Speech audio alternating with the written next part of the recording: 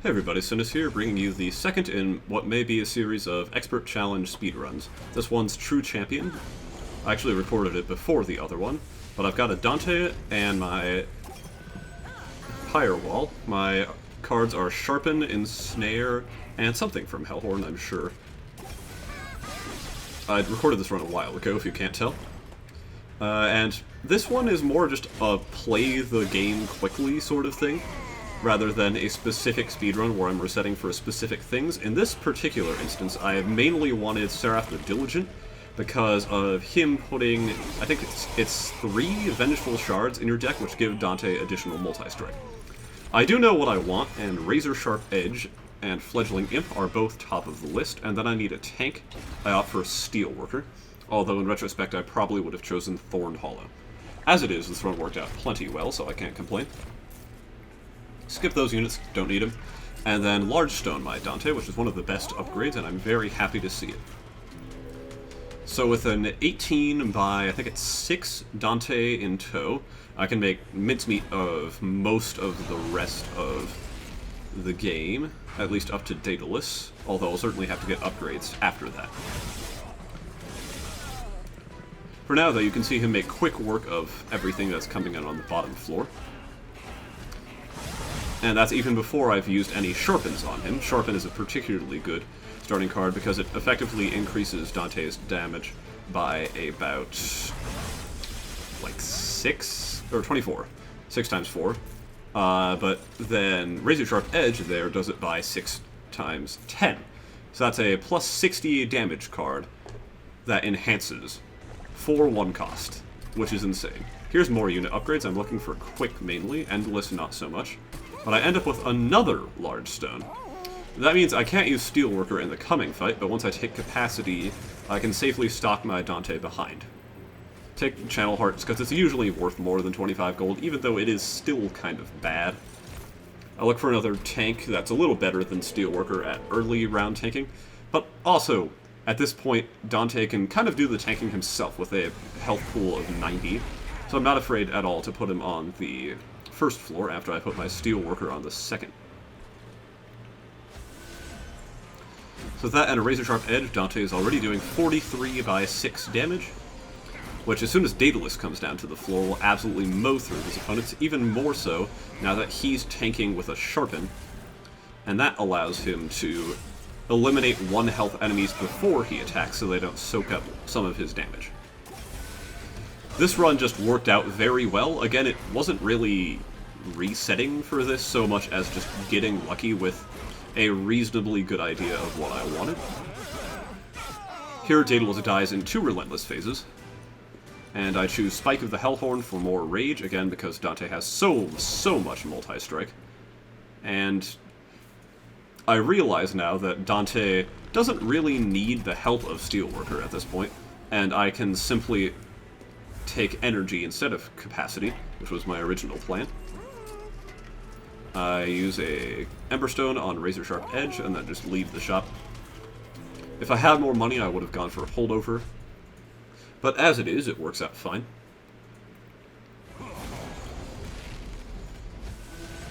I play down Dante and Spike of the Hellhorned, and that's more or less the general strategy of this run. Using Awoken and Hellhorned, I chose just for their sheer level of attack buffs and rage, certainly more than any other clan. Especially Hellhorned is just based around it. And it is working wonders here, as you can see. Buffing up one of the more powerful units in the game, especially at Covenant 25, where he has multi-strike from all of your base deadweights, as well as just his candles. Buffing him up is obviously the right way to play this run. Or you can be like Narninian and do it with only Infernos. I'll link that video in the description. I highly encourage you to check it out, it's great. I'm re-rolling, looking for holdover, and I find it, and immediately throw it on Razor Sharp Edge to get that super high attack boost, and then something hilarious happens. It's minor refraction. This 4-sized Dante is now a 1-sized little teeny Dante. He's so cute. And now, since I haven't seen any dupes in a while, I know they're coming up shortly, and I'm very excited to see them. Steelworker gets his day in the sun once again, because I can fit him and this Dante on the same floor with ease, although I just decide not to play him here. Pretty rude, honestly. But it certainly does work, except on that guy. To be fair, not much works on him. He's got a lot of people to absorb damage for him, and then a pretty big health bar himself. Hornbreak's a pretty good card in this run, but I choose not to use it here because I wipe out the entire floor anyway. Killing those armor units in the front would have probably still been a good idea, though. And Dante actually dies because of Crystal Cloak. That's not exactly ideal. And there's not really much I can do about it. Except for, since they have changed it so that you can reset the fights without losing time, I just simply reset, because obviously there's no way I'm winning that with a floor 1 setup. Again, this is a feature slash bug or whatever that I think they should get rid of, because in the old system, you could instead add 1 minute whenever, or to the in-game timer, whenever you reset, which is why the in-game timer was used over real timer originally, because resets are actually surprisingly fast, as you can see in some of my All Clans runs. So now I choose to set up on the second floor because I need some time to get my armor on the Steelworker and just get my buffs up in general so that I can beat Crystal Cloak, who is very scary in most single unit runs of this kind. Even Penumbra or Melting Remnant in All Clans can be a little bit scary. Now, no, that run's not called Penumbra, but that's all it uses, so I stand by my description.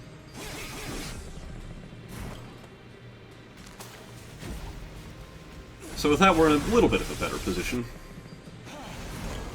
Although I do leak some sycophants, as you can see. I can Hornbreak out the armor guy in front, which is really nice. And then I move up, and still don't beat Crystal Cloak. Even after Razor Sharp edging out the Sycophant, there is no damage. And I play out the fight to see if it's even viable at all. I can just reset again, fortunately, or perhaps unfortunately. But he is out of stealth, so now I know. A third floor setup is what will work. Again, I really don't like that I can do this, but don't hate the player, hate the game. Also, don't hate the game. This game is amazing.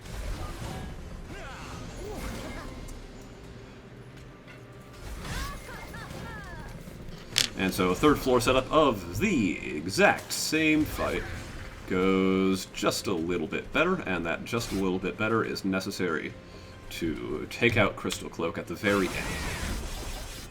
And well, if it didn't work, I would not be showing you this video as a world record speedrun. So you can imagine how this fight goes with the fixes I implemented. That guy still makes it through, though. I cannot stress enough how annoying he is. And I should really give him a name, considering I usually comment on him whenever he shows up in my runs. Comment down below with what you think I should name that clipped Guardian who always makes it through. So with the extra Train Stewards, I can remove a couple stacks of stealth, as well as with the regen, and with those two factors combined, I'm able to kill Crystal Cloak and proceed with the run.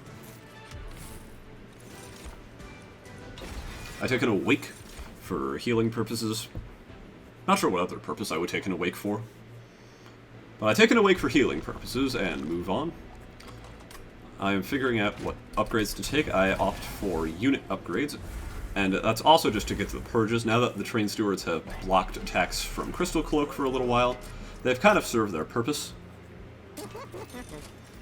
And I end up with Large Stone on Steelworker, which is now a perfectly good upgrade, seeing as capacity is the least of my concerns.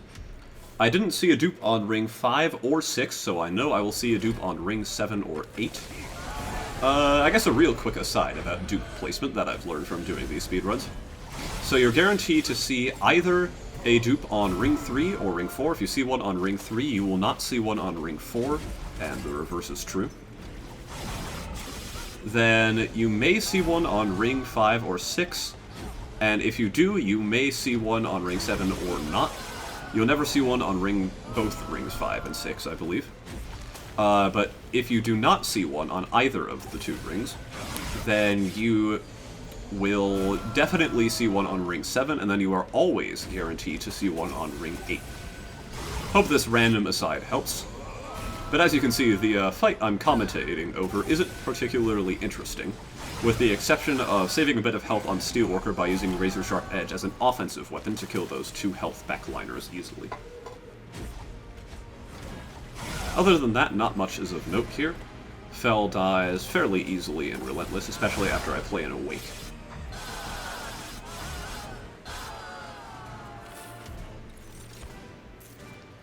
Take none of those, although Adaptive Mutation in retrospect would have been an awesome pickup there. It wouldn't have done a ton, but it would have been fun and probably fairly effective. The obvious choice here is to dupe Dante, and I thought he was late in the alphabet or something. I don't know why I scrolled so far down there. And with that, we now have 2 Dantes and the Steelworker, along with a bit of extra capacity so I can play them both and the Imp. And again, I know there is a dupe guaranteed to me on ring 8. And as a result, I am planning to play 3 Dantes in the Seraph fight. And as a reminder, all of them will have multi-strike 8. They will hit 9 times. Ember Drains being a bit of a problem here. But since the Dantes are so tanky in their own right, I'm still not too worried. Each of them have plenty of health left, and I do have enough Ember remaining to play out all the candles. Despite the fact that Dante's trigger the Revenge counter so many times, Steelworker is enough to hold up. And we're moving on. I probably would have taken Enflame there in retrospect. That is a card I have not taken in so long. It's because Hellhorned is always Inferno in speedruns. Alright, here's the Dante. I'm looking for Consumed Crown, among other things, and I actually do find Consumed Crown. A couple other artifacts I would have wanted there would be Scorching Restraints. Friendly units enter with Rage 3. Here's Diligent, and each of the 3 Dantes is guaranteed to have 9 multi-strike. And the Machine Gun of Candles takes down almost, I think, 1,000 health from Seraph right away. I consume out my Razor Sharp Edge, just a standard misplay against Diligent. It happens, honestly. And consume out my Awake, again misplay, again forgivable.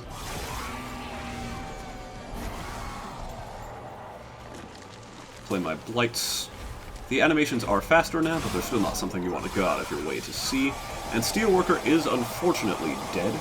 But all of these Dantes are still on full health and have already put the hurt on Seraph. Again, I'm still not too worried, especially not after I play out this Fledgling Imp,